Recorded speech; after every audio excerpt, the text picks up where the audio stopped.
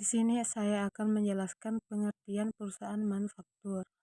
Perusahaan manufaktur adalah sebuah badan usaha yang mengubah barang mentah menjadi barang setengah jadi atau barang jadi yang memiliki nilai jual.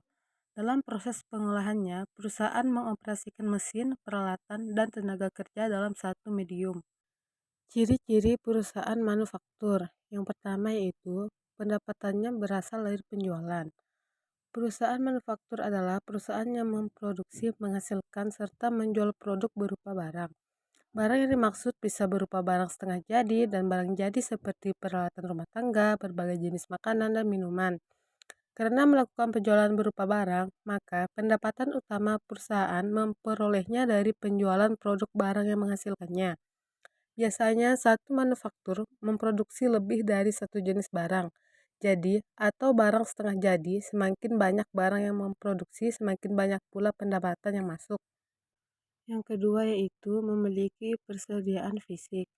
Produk yang menjual oleh perusahaan manufaktur adalah barang yang berwujud yang dapat dilihat dan diraba, sehingga perusahaan ini memiliki persediaan produk secara fisik. Persediaan produknya bisa berupa persediaan barang jadi yang siap menjual atau persediaan barang setengah jadi atau barang dalam proses yang nantinya akan memproses kembali menjadi barang jadi. Stok barang pun juga harus selalu update agar proses produksi tidak terganggu. Yang ketiga yaitu aktivitas perusahaan manufaktur. Sesuai dengan pengertiannya, aktivitas operasional utama dari perusahaan manufaktur adalah melakukan kegiatan produksi yaitu mengolah bahan baku atau barang mentah menjadi barang setengah jadi atau barang jadi. Tanpa adanya proses produksi, manufaktur tidak bisa berjalan. Pencatatan keuangan dalam perusahaan manufaktur yang pertama biaya produksi. Biaya yang terserap dalam proses produksi manufaktur terdiri dari 3 elemen yaitu biaya bahan baku, tenaga kerja, dan biaya overhead pabrik. Yang kedua yaitu perhitungan harga pokok produksi. Harga pokok produksi merupakan perhitungan atas biaya penggunaan bahan baku, bahan tenaga kerja, dan overhead pabrik yang melekat pada sebuah produk. Perhitungan harga pokok produksi sangat diperlukan untuk menentukan berapa total biaya produksi yang telah terbebani pada sebuah produk yang telah dihasilkan. Yang ketiga yaitu harga pokok penjualan. Selain memiliki harga pokok produksi, perusahaan manufaktur juga memiliki perhitungan terhadap harga pokok penjualan. Harga pokok penjualan adalah perhitungan biaya produksi dan biaya-biaya lain yang terserap di dalam produk barang setengah jadi maupun barang jadi, menambah dengan nilai persediaan awal produk dan mengurangi dengan nilai persediaan akhir produk.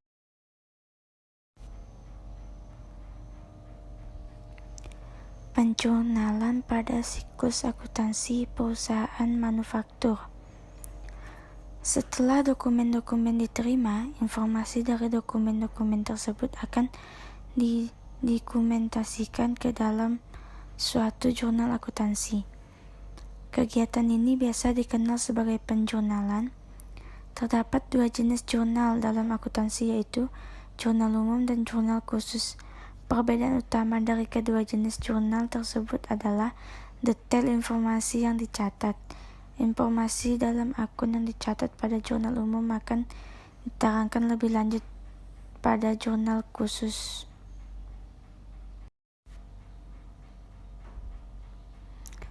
Pemostingan ke dalam buku besar atau general ledger.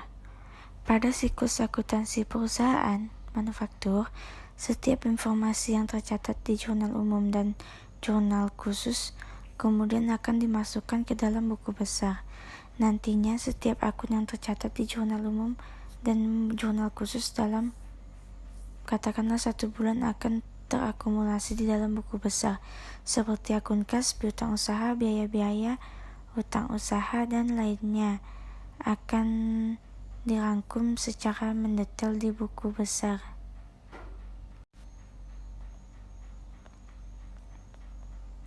Neraca saldo pada siklus akuntansi perusahaan manufaktur. Setelah informasi pada buku besar dicatat secara lengkap, maka selanjutnya Anda akan membuat neraca saldo. Neraca saldo salah satunya berfungsi sebagai alat koreksi bagi seluruh pencatatan transaksi yang sudah dilakukan sampai ke tahap buku besar. Karena di dalam neraca saldo nilai transaksi debit dan kredit seluruh akun haruslah sama atau balance. Karena rata-rata perusahaan manufaktur menggunakan basis akrual, tentu siklus akuntansi perusahaan manufaktur tidak sampai di sini saja. Nantinya terdapat berbagai penyesuaian yang biasanya terjadi pada akhir bulan atau akhir periode akuntansi. Jurnal penyesuaian. Tahap ini yang membedakan siklus akuntansi antara perusahaan manufaktur dengan jenis perusahaan lain. Sebagai besar perusahaan manufaktur menggunakan metode akrual dalam pencatatan akuntansinya. Sederhananya, metode akrual adalah metode di mana suatu transaksi dicatat sesuai waktu terjadinya dan bukan berdasarkan terjadinya kas masuk atau keluar. Salah satu contohnya adalah penjualan kredit. Seluruh penyesuaian yang terjadi akan dijual di dalam jurnal penyesuaian. Pada perusahaan manufaktur, terdapat pencatatan penyesuaian persediaan yang berbeda dengan pencatatan pada perusahaan lainnya, seperti penyesuaian persediaan akhir, bahan baku, barang dalam proses, dan barang jadi. Neraca saldo setelah penyesuaian. Jurnal penyesuaian yang dibuat selanjutnya akan dimasukkan ke dalam neraca saldo sampai menemukan nilai keseimbangan debit kredit yang baru. Ketika proses tersebut dilakukan pada siklus akuntansi perusahaan manufaktur, berarti Anda dianggap selesai dalam membuat neraca saldo setelah penyesuaian. Neraca saldo setelah penyesuaian dan buku besar akan menjadi sumber penting dalam proses pembuatan laporan perusahaan keuangan. Membuat laporan keuangan. Setelah keseluruhan tahap tadi dilewati, maka berikutnya Anda siap untuk membuat laporan keuangan perusahaan manufaktur Anda. Secara manual, Anda bisa memasukkan data-data dari neraca saldo dan buku besar ke dalam laporan posisi keuangan, laporan laba rugi, laporan perubahan modal, dan laporan arus kas. Jurnal penutup. Tahap ini dilakukan ketika perusahaan sampai di akhir periode akuntansi. Fungsi dari jurnal penutup adalah menutup akun-akun seperti aset, liabilitas, pendapatan, biaya, dan akun lainnya. Sehingga pada awal periode berikutnya, akun-akun pada laporan keuangan akan bernilai 0 dan siap digunakan untuk transaksi-transaksi berikutnya. Jurnal pembalik. Tahap ini bersifat operasional dalam suatu siklus akuntansi. Jurnal pembalik digunakan pada awal periode baru dengan membalik beberapa jurnal penyesuaian yang terjadi di periode sebelumnya.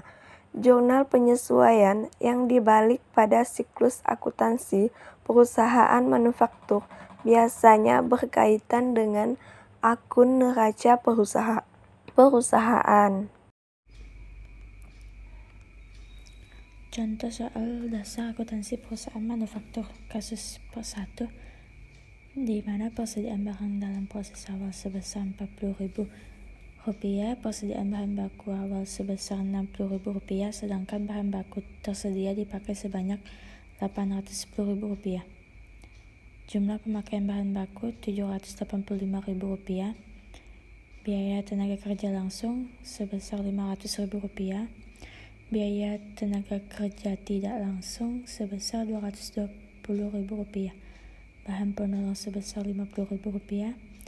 Biaya overhead pabrik lain-lain sebesar Rp50.000. Biaya asuransi mesin sebesar Rp12.000. biaya sewa gedung pabrik sebesar Rp160.000 dan biaya depresiasi mesin pabrik sebesar Rp50.000.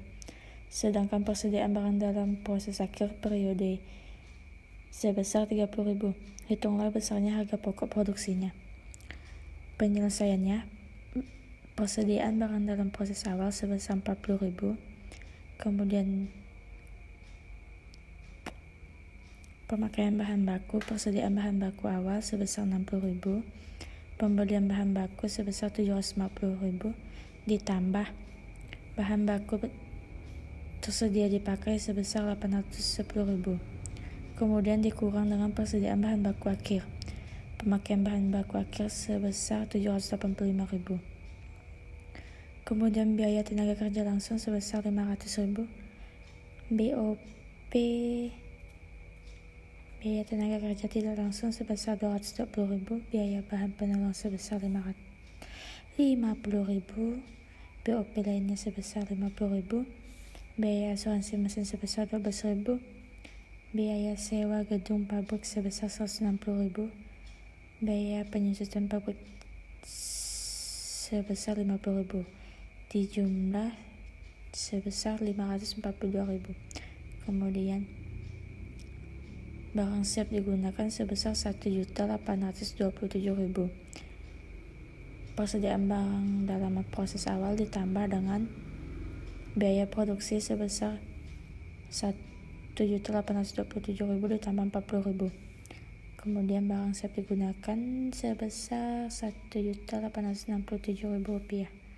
Persediaan barang dalam proses akhir Rp30.000 dikurangkan menjadi harga pokok produksi sebesar Rp1.837.000.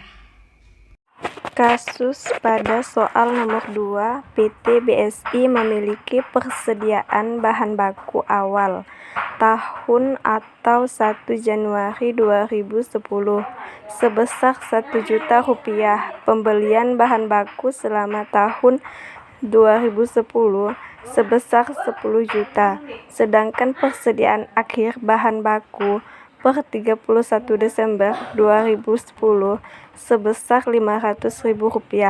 Pertanyaannya ialah: A. Hitunglah pemakaian bahan baku selama tahun 2010. B. Buatlah jurnal untuk mencatat transaksi yang berhubungan dengan bahan baku. Jawaban dari soal tersebut ialah A. Biaya pemakaian bahan baku. Persediaan bahan baku 1 Januari 2010 sebesar 1 juta. Pembelian selama 2010 10 juta. Bahan baku siap untuk dipakai akan dijumlahkan sebesar 11 juta. Persediaan bahan baku per 31 Desember 2010 sebesar Rp500.000 dikurang biaya pemakaian bahan baku tahun 2010 sebesar Rp10.500.000. B. Jurnal pembelian bahan baku. Pembelian termasuk dalam debit 10 juta. Kas atau utang yaitu kredit sebesar 10 juta. Jurnal pemindahan pembelian bahan baku ke persediaan bahan baku pada akhir periode atau AJP. Persediaan bahan baku di sebelah debit sebesar 10 juta. Pembelian di kredit sebesar 10 juta. Jurnal pemakaian bahan baku. Persediaan barang dagang sebesar Rp10.500.000 di debit, persediaan bahan baku Rp10.500.000 di sebelah kredit.